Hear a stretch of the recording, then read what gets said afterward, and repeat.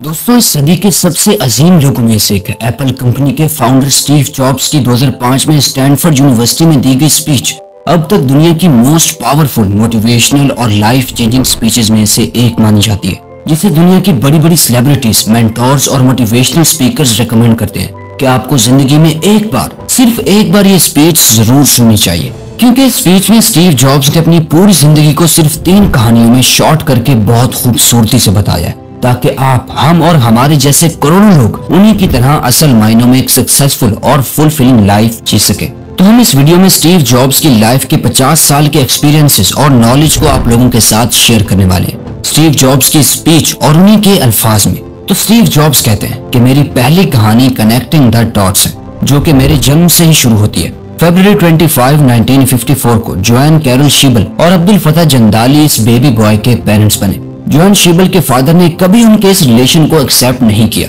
जिसकी वजह से स्टीव जॉब्स के रियल पेरेंट्स को अलहदा होना पड़ा और स्टीव जॉब्स को उन्होंने अडॉप्शन के लिए छोड़ दिया। जोएन खुद एक कॉलेज ग्रेजुएट थी। वो चाहती थी कि उनके बेटे को अडॉप्ट करने वाले यानी गोद लेने वाले भी पढ़े लिखे और कॉलेज ग्रेजुएट होने चाहिए, और इसीलिए स्टीव जॉब्स के पैदा होने से पहले ही ये डिसाइड हो गया था कि उन्हें एक लॉयर और उनकी वाइफ अडॉप्ट करेगी। लेकिन जैसे ही स्टीव जॉब्स का जन्म हुआ और वो इस दुनिया में आए, उन लोगों ने स्टीव को अडॉप्ट करने से मना कर दिया, क्योंकि वो दोनों एक बेटी को गोद लेने की उम्मीद कर रहे थे। वहीं दूसरा कपल भी था जिन्हें वेटिंग लिस्ट में डाला गया था। तभी कैलिफोर्निया के इस कपल को कॉल आया और उनसे पूछा गया कि एक लड़का पैदा हुआ है, क्या आप इसे गोद लेने में इंटरेस्टेड हैं? उन पेरेंट्स ने फौरन हाँ कर दी। लेकिन वहीं स्टीव जॉब्स की असल माँ एडॉप्शन पेपर साइन करने में थोड़ी हिचकिचा रही थी, क्योंकि स्टीव जॉब्स को अडॉप्ट करने वाली लेडी क्लारा जॉब्स कभी कॉलेज नहीं गई थी और उनके हस्बैंड पॉल जॉब्स ने हाई स्कूल भी पास नहीं किया था। लेकिन उन दोनों पेरेंट्स ने जोएन को बहुत कन्विंस करने की कोशिश की और उनसे प्रॉमिस किया कि वो उनके बेटे को जरूर कॉलेज पढ़ने के लिए भेजेंगे, जिससे जोएन मान गई। क्लारा जॉब्स ने इस बेबी बॉय को अडॉप्ट किया और उन्होंने इसका नाम रखा स्टीवन पॉल जॉब्स, और इस तरह स्टीव जॉब्स की कहानी की शुरुआत हुई। और 17 साल बाद अपने पेरेंट्स की सारी जन पूंजी लगवाकर स्टीव फाइनली एक महंगे कॉलेज में गए। इतने पैसे लगाने के 6 महीने बाद स्टीव को कॉलेज की पढ़ाई में कोई वैल्यू नजर नहीं आ रही थी। उन्हें नहीं पता था कि उन्हें जिंदगी में क्या करना है, और कॉलेज भी उनकी मदद नहीं कर रहा था, जहाँ बस वो अपने पेरेंट्स की सारी जिंदगी की सेविंग्स को खर्च कर रहे थे। और फिर वो एक डिसीजन लेते हैं, जो कि था कॉलेज क्विट करने का। वो बस इस होप में कॉलेज छोड़ देंगे कि सब कुछ एक ना एक दिन ठीक हो ही जाएगा। उस टाइम ये डिसीजन लेना उनकी जिंदगी की सबसे बड़ी बेवकूफी लग रही थी। उन्हें बहुत डर लग रहा था, लेकिन ये उनकी लाइफ का सबसे बेस्ट डिसीजन साबित हुआ। कॉलेज छोड़ने के साथ ही वो उन क्लासेस को भी छोड़ चुके थे जो उन्हें पसंद नहीं थी, और अब वो उन चीजों पर फोकस कर पा रहे थे जो उनका एक्चुअल में इंटरेस्ट था। लेकिन ये सब इतना आसान नहीं था। उनके पास खाने को कुछ नहीं होता था, तो वो 5 सेंट्स में कोक की खाली बोतलें बेचा करते थे। हर एक संडे वो 7 मील पैदल चल के एक मंदिर में जाते थे, ताकि वहाँ उन्हें फ्री में कुछ खाने को मिल सके। अपनी इंट्यूशन को फॉलो करते करते वो अपने कॉलेज में कैलीग्राफी से इंट्रोड्यूस हुए, जहाँ पूरी कंट्री में सबसे बेस्ट कैलीग्राफी सिखाई जाती थी। पूरे कैंपस का हर एक पोस्टर, हर एक लेबर इतना खूबसूरती से हैंड कैलीग्राफ किया गया था, जिसमें उन्हें इंटरेस्ट आने लगा और उन्होंने कैलीग्राफी की क्लासेस को ज्वाइन करके उसे सीखना शुरू कर दिया, जहाँ उन्होंने सेरिफ और सैंस सेरिफ टाइप फिजिक्स के बारे में जाना, लेटर्स के बीच में स्पेस कॉम्बिनेशन को समझा, टाइपोग्राफी की पूरी आर्ट को अच्छे से मास्टर किया।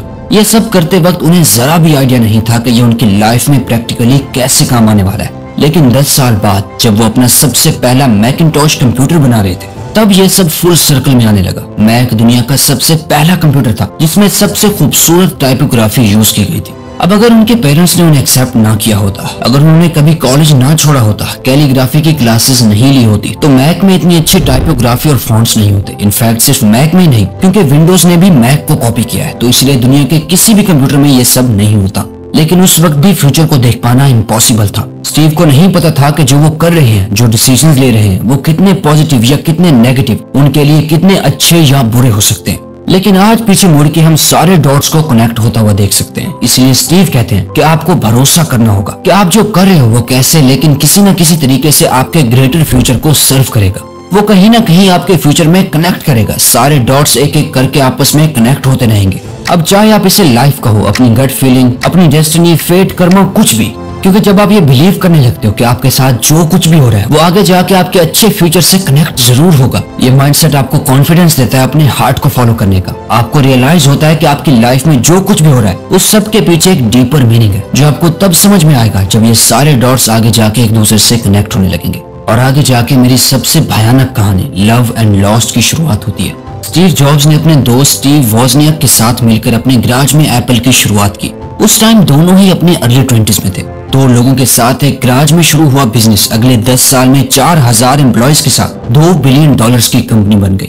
स्टीव अभी 30 साल के ही हुए थे। उन्होंने अपना बेस्ट प्रोडक्ट मैकिंटॉश रिलीज ही किया था, लेकिन उन्हें अपनी ही कंपनी, जिस कंपनी को स्टीव ने अपनी पूरी दिन रात की मेहनत से खड़ा किया था, उसी कंपनी से उन्हें निकाल दिया गया। स्टीव ने अपनी पूरी जवानी, अपने अडल्टहुड जिस पर काम किया, अचानक वो सब कुछ उनसे छीन लिया गया। उन्हें कुछ समझ नहीं आ रहा था कि अब आगे क्या किया जाए। वो एक पब्लिक फिगर बन चुके थे।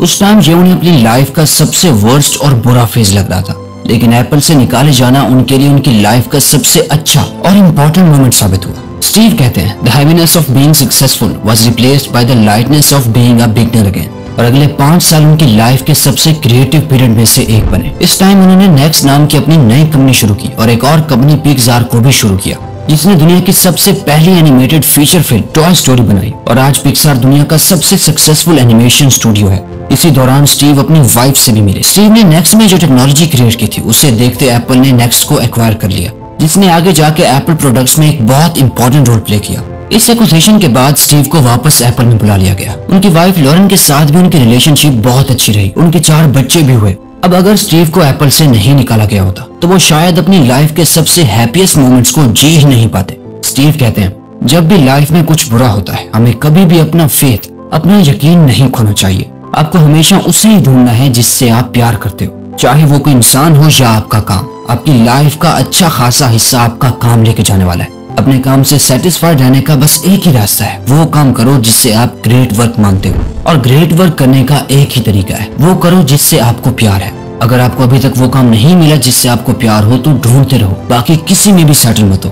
और इसी के साथ मेरी तीसरी और आखिरी स्टोरी शुरू होती है, मेरी डेथ की स्टोरी। असल में 17 साल की उम्र में स्टीव ने एक कोट पढ़ा था, if you live each day as if it was your last, someday you will most certainly be right. यानी अगर आप हर दिन को ऐसे जीते हो जैसे कि ये आपका आखिरी दिन है, तो एक न एक दिन आप सही साबित हो ही जाओगे। अपनी पूरी लाइफ स्टीव हर सुबह उठ के खुद से एक ही सवाल पूछते थे, अगर आज मेरा आखिरी दिन होता तो क्या मैं ये सब करता जो चीजें मैं आज करने वाला हूँ। अगर लगातार कुछ दिनों तक उन्हें इसका आंसर न मिलता रहता, तो वो समझ जाते कि उन्हें अपनी लाइफ में कुछ चेंज करने की जरूरत है। ये याद रखना कि एक न एक दिन हम मर जाएंगे। ये हमें अपनी लाइफ के बड़े बड़े डिसीजन लेने में बहुत मदद करता है, क्योंकि मौत के सामने सारी expectations, fear of failure, insecurities, ego, pride, सब कुछ गायब हो जाता है। फिर आप क्लियरली देख पाते हो कि आपके लिए क्या इंपॉर्टेंट है। इस स्पीच को देने से पहले स्टीव को पता चला कि उन्हें कैंसर है। सुबह 7:30 बजे उनकी बॉडी का एक स्कैन हुआ, जिसमें उनके पैंक्रियाज में एक साफ साफ ट्यूमर दिख रहा था। डॉक्टर्स ने उन्हें बताया कि उस कैंसर को ठीक नहीं किया जा सकता। उनके पास जीने के लिए सिर्फ 3 से 6 महीने है।